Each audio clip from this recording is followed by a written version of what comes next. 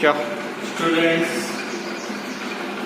as we have in our previous lesson learnt about sonnet as a form of poetry, and after this we shall take William Shakespeare's sonnet Went to the Sessions, which is in our syllabus.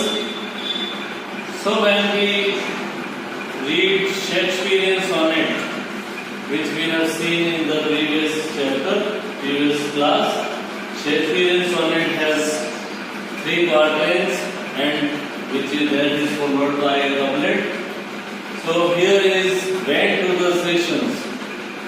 This sonnet was written in 1590s and was published in 1609, and this is one of the 154 famous sonnets from Shakespeare.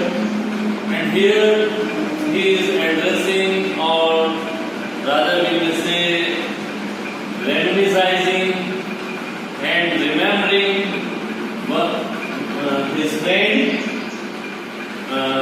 which we see from 1 to 122 sonnets are addressed or reminisced a friend which is yet unknown, who was the friend whom he addressed. So this one is also regarding his friend, he is remembering his friend, and the sonnet is Went to the Sessions. So see in the text, students, Went to the sessions of sweet silent thought, I summon up remembrance of things past, I sigh the lake of many things I sought, and with all whose knew well my dear times rest. So here, in the first stanza, first 4-line stanza, that is quatrain, we see that the poet is saying that whenever he is alone, and whenever he is alone in seclusion, he remembers his friend. Here we have the word sessions.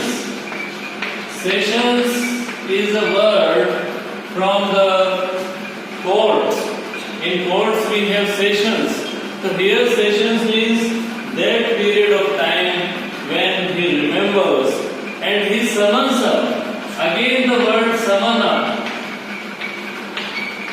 is a word related to court. So this is vocabulary from court vocabulary. So he summons up, he calls up those memories which he had with his friend, and he remembers him. Went to the sessions of sweet silent thought. So this is alliterative line, sweet silent thought. So with very rhythmic, alliterative and musical, very poetic line, the very first line.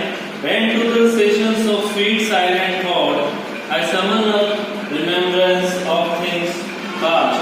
Means he remembers, reminisces the moments which he had spent with his friend in the past. So he is remembering his friend, and in the third line, I sighed the lake of many a thing I saw, and with all whose knew well my dear times rest. And here, remembering his friend, he grieves, he sighs, he weeps. So many things which he doesn't have, which he wanted to have, which he wanted to, he was supposed to have, means his friend and those memories, which the dreams which they saw together. So he, whatever the things lacking, which are not with them, he grieves about those things. And with old woes means those are the old sorrows which are when he remembers his friend aroused again and again, he weeps over the losses which he had in past time. He grieves over the losses of past. So here in the very beginning, mood of disappointment is there. So in the next stanza we see, then can I drown an eye precious friends hid in death's deathless night and weep afresh love's long since cancelled woo, and mourn the expense of many a vanished sight. Then again in the series of losses or the regrets, he adds, then can I join?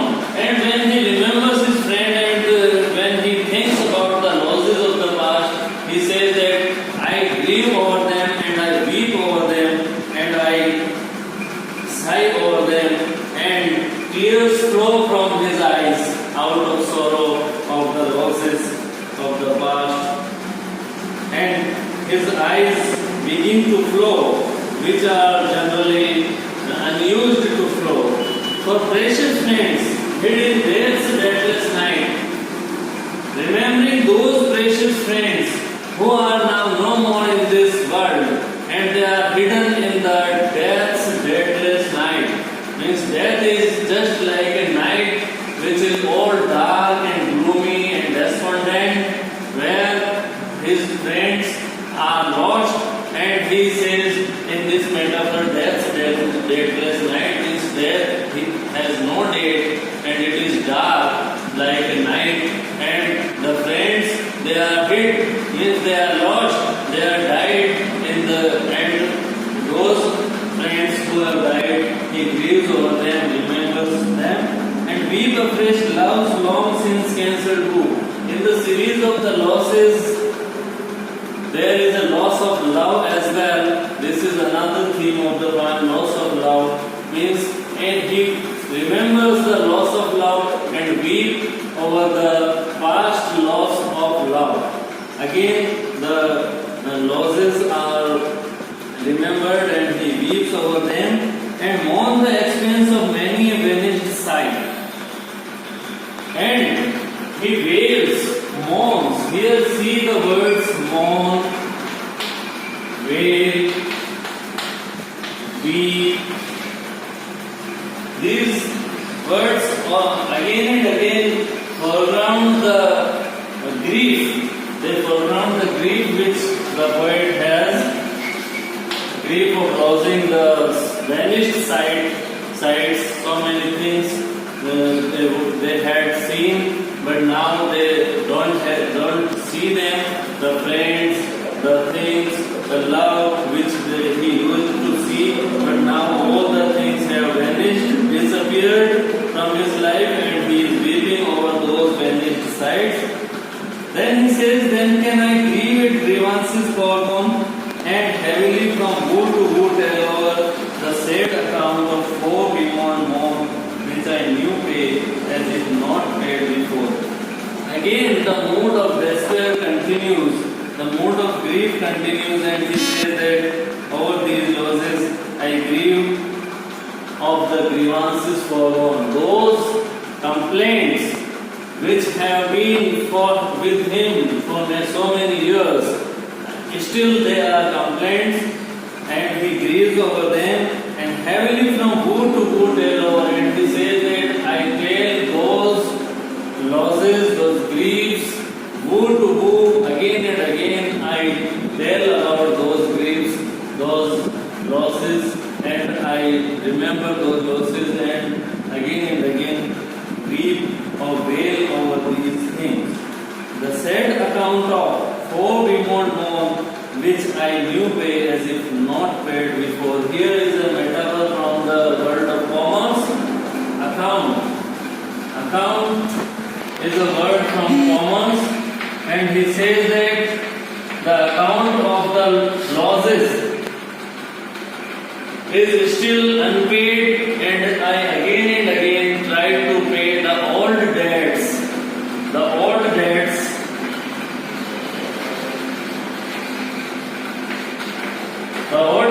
he still owes, and he still pays the old debts as if he still weeps, means he still weeps, and he is still paying the debts, the old debts, as if he has paid before, as if he has not wept over them before.